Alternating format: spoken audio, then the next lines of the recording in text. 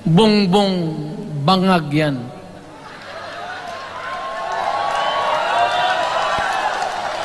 That's why sinasabi ko na sa inyo ngayon, si Bongbong Marcos bangag noon, ngayong presidente na bangag natin ang presidente.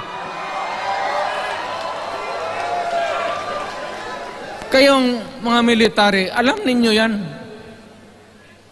Lalo na yung nasa Malacanang. Alam ninyo, the Armed Forces of the Philippines, alam ninyo, may drug addict tayo na presidente, putang inang yan. Ayun ang, bakit ako nagkaroon ng kaso ng ICC? Sabi nila, pinapagpatay ko raw yung mga drug user at drug addict. Mabutit na lang, wala na ako sa pwesto, baka kasali ka pa. No, Mr. President, pinilit ninyo kami. Kayo yung sa Bisaya, kinikitoy mo yung Pilipino. Mr. President, ang delikadesa. Mabuti sana kung bright kayo. Kung drug addict ka lang naman at may asawa kang hungry for power, pag naupo na dyan sa Malacanang, walang ginagawa kung mag-isip ang mga putang ina kung paano pahabain ang termino nila. Nung ako'y mayor, pinakitaan ako ng evidence ng PDEA. Doon sa listahan, nandoon yung pangalan mo.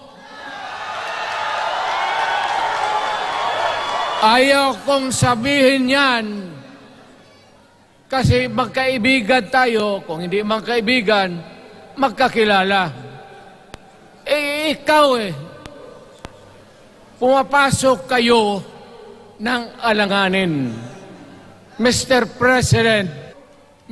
President, huwag mong kalimutan na isang term ka lang pagkatapos bababa ka na.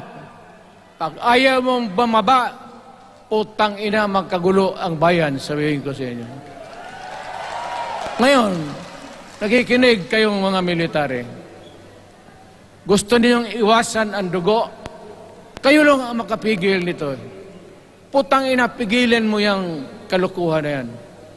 Pagka hindi itong rally na ito, it will multiply all over the Philippines and there will be trouble.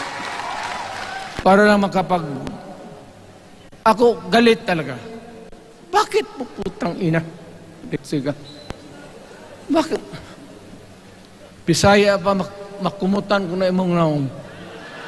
Magharap ka sa akin, ganoon ko yung mukha mo. Bakit? Bakit bigyan mong problema ang Pilipino? Yan na lang ang ganyan ninyo. Marami akong sabihin, maybe kung patayin nila ako, putukin yung eroplano, wala na tayong magawa. Ngayon, kung sino, alam mo na kung sino, yung sa Malacanang. Yan na lang ang ganyan ninyo. Marami akong sabihin, maybe kung patayin nila ako, putukin yung eroplano, wala na tayong magawa. Ngayon, kung sino, alam mo na kung sino, yung sa Malacanang. Yun ang aristuhin ninyo. Sila nag-umpisa ng kaguluhan ito. Pagka sinabi ni San Pedro, anong nagawa mo? May ginawa ako para sa bayan. Tapos magsabi San Pedro, ano pa? Yung mga ibang bagay na ginawa mo, mga kasalanan, mga kabit, ganon. Sabihin mo kay San Pedro, nandito ako sa langit para makipag-isa sa Diyos.